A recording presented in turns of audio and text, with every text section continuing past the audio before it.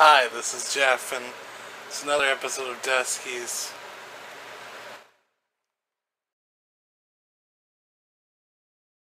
Hi, I'm drinking the newly re-released High C Ecto Cooler. Came out when I was a kid. They haven't had it for a while, so now that they have it, I'm taking advantage of drinking it. So, sorry I was doing that on camera. It relates to the subject of today, though. I'm sure you can figure that out in a second. First of all, it's a new season of Deskies. I'm sorry I haven't been updating the video for a while, but here it is. And hopefully it's a slightly more improved show. I've got stuff falling down by me, so it's still very primitive, as you can probably guess. And our subject, it's going to be Ghostbusters yet again. I know everybody's probably sick of me talking about it, but I've seen the movie, so I thought it was only fair, since I've done so many movies, so many videos before that talking about my thoughts of the movie leading up to its release, that once it was released, I should go see the movie, even though I didn't really want to see it that badly, and give it kind of a fair shake, which admittedly is hard for me. It's hard to, when you have kind of preconceived notions, to give a fair shake to something, but I did. I went to see it actually opening night. I'm sorry it's taking so long for me to make a video, but I went to see it, and my overall thoughts were, okay. I'll start with some positives, and there were positives about the movie. Essentially, the movie is just a remake of the story of the first Ghostbusters. Most of the story beats kind of play beat by beat.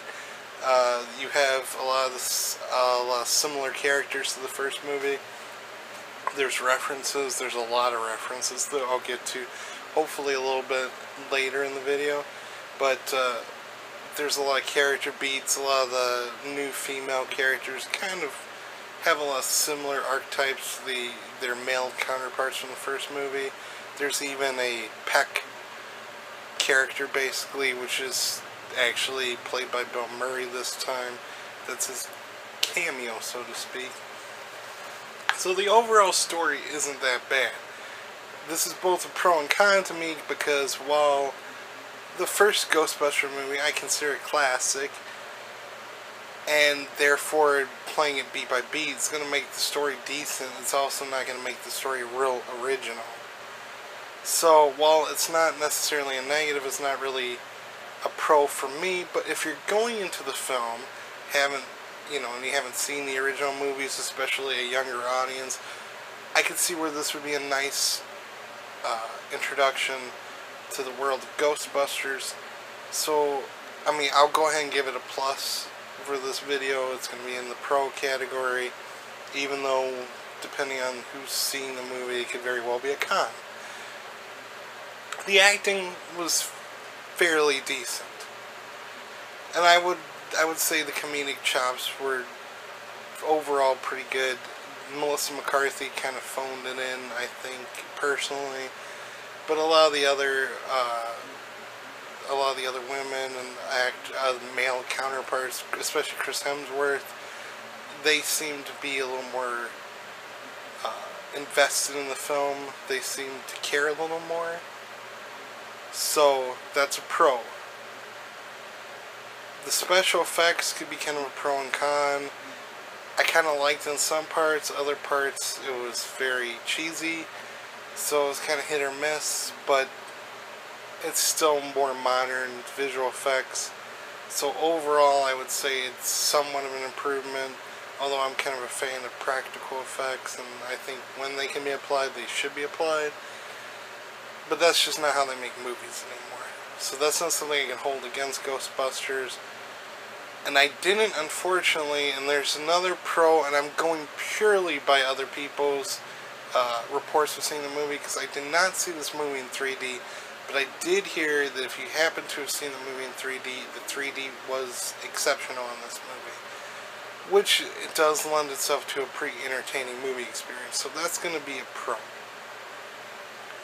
Here's where the con list comes in, and it's a little longer. First, again, you could lump in the basic story from the first movie being the same.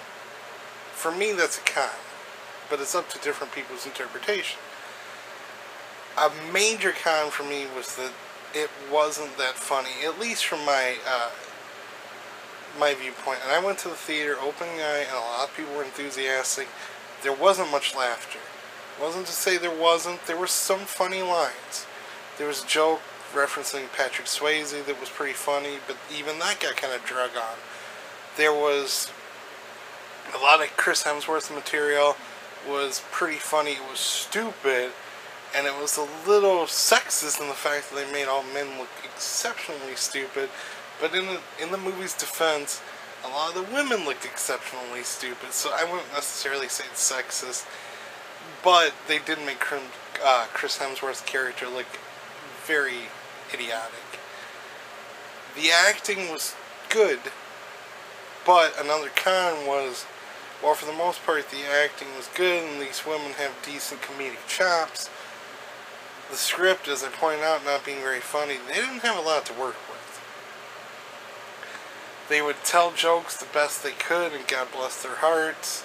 If it were Bill Murray or Dan Aykroyd, it didn't matter if it was a male or female cast, those jokes weren't going to land, at least in my opinion. And I've talked to other people, even the people that like the movie, they'll be the first to admit there's a lot of jokes in this movie that did not land. So overall, that's a major sticking point. And even the characters that I like, Kate McKinnon's character, I both liked and I disliked. And that's another problem with the movie. A lot of the pros can also be cons, because she was goofy and kind of eccentric, but at the same token, that kind of took me out of the movie. But I didn't mind being taken out of this particular movie, because the movie in itself wasn't the best experience I've had in a movie. So I guess overall that's kind of the movie's fault. I should not want to be taken out of the movie, and I think that's part of the reason she's getting a lot of praise for her performance, because her character is kind of fun and kind of eccentric, but it doesn't really fit into the movie that well. But people kind of needed a break from the movie because it didn't have as much, I don't know, comedic flow, I guess. I haven't seen, like, Bridesmaids. Paul Feig, I've heard, has done some decent movies. I've heard good things about Bridesmaids. I've heard good things about Spy. And to be honest, I haven't seen them. I'm not going to diss them. I believe people when they give it praise, but this new Ghostbuster movie, if it's anything based on his other material, he's not a director for me. He's not a... I think this was a fluke. I think maybe the reboot wasn't in his wheelhouse, so to speak. I think he was trying to push for a more female-centric film, which I have no problem with, in a sense that I'd like to see more female-led movies. I'd like to see more females in the lead roles, but that doesn't mean a reboot where they just change genders has to be that movie. That's my opinion, though, and that's... Listen, I've heard all the hate on the internet from different YouTubers and different critics who might have dispelled the notion of them switching genders, and they get all kinds of nasty comments. And look, they don't deserve it, at least in my book. You're free to think someone like James Rolfe is a sexist. He's not. He doesn't want to see the movie. He had every right not to want to see the movie. It wasn't a very good movie. But then again, the few people, and I do think it's few, but the few people that legitimately are sexist, that are trashing the females cast, look, it's not their fault. They're really funny. They're making a lot of money making this movie. You can't blame them. They're talented. Yes, I don't think they necessarily fit the movie, but that's not their fault they were in the movie. So the people that are trashing the female performers, That's Sony's fault, okay? That's not their fault. They gave it their all, they did their best, God bless them. Even Melissa McCarthy, I don't even like Melissa McCarthy, but she didn't have a lot to work with in this movie. So on both sides of the fences, ultimately I think the real enemy, the real bad guy, the real person to blame here is Sony.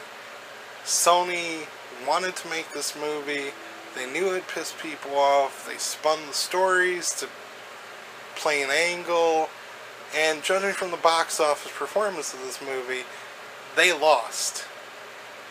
That angle they were trying to, when you consider a movie like Suicide Squad, has ultimately made more money in its opening weekend than Ghostbusters has made in 3 weeks. That's not a good thing. It's not necessarily saying Suicide Squad is better or worse. We'll get into that when I do a review for that movie. But I just want to point that out before I go on with anything else in this video. Don't piss on people who don't like the movie, as long as they get legitimate complaints, and don't piss on the women in the movie. That sounds wrong. You get what I'm saying, I hope. It's neither side is wrong. The women who star in this movie, they're just doing a job. The critics who disliked it, they're doing their job. Let bygones be bygones. Which also brings up an interesting point, and this is a con in my book.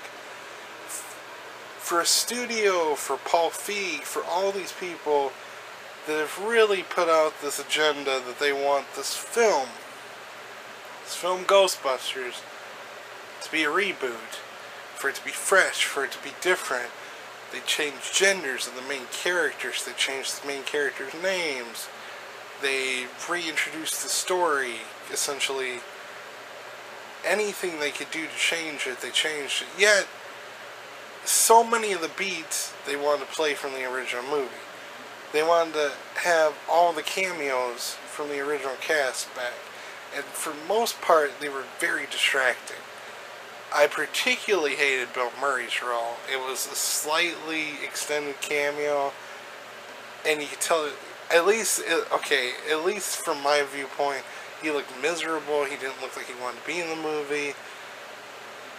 Dan Aykroyd looked like he was thrilled. He was also a producer. It's in his best interest that this movie does well, because if it does well, he makes a fortune. But all these little nostalgic beats that they added in there, it distracted from the movie. If they're wanting to play for nostalgia, make Ghostbusters 3. Don't do a remake. A remake is made to kind of change up the franchise, to kind of shake things up. They could have done a soft sequel.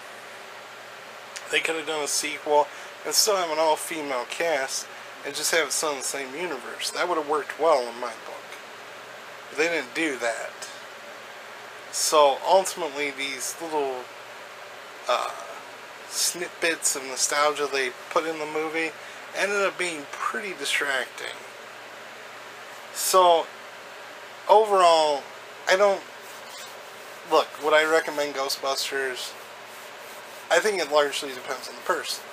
I think if it's a kid who's never seen Ghostbusters, this new film might be a lovely way to introduce them to the world of Ghostbusters. If it gets them into watching a movie that they wouldn't normally watch, if they want to watch Ghostbusters 1 and 2 later on, because they have an interest in it. You know, some kids, for instance, won't watch older movies, let's face it. If this introduces them to that world, by all means, take them to see Ghostbusters. If you've seen Ghostbusters, if you love Ghostbusters, this movie's not going to negate that love. It's not going to take anything away from the original Ghostbusters. Ghostbusters 2 wasn't even as good. I like Ghostbusters 2 quite a bit. I know a lot of critics didn't. There are people that didn't. But Ghostbusters 2, I think, gets a lot of flack. I think it's a pretty solid movie. But this new Ghostbusters does not take anything away from Ghostbusters 2. So ultimately, just use your own discretion. Like anything in life. I'm not somebody that could tell you if you're going to like it or not. All I can say is, if you watch the trailers and you said, oh, that doesn't look that bad, you're probably like the movie alright. If you watch the movie, watch the trailers and you said, this looks like a steaming pile of shit, don't go see the movie. Because it doesn't really get much better in my opinion. So, this has been an episode of Deskies. Sorry about the long rant. I hope you enjoyed the show. And always, thank you for your support. Thank you if you've subscribed. And if you're going to subscribe, thank you very much. And, yeah, take care. Thank you.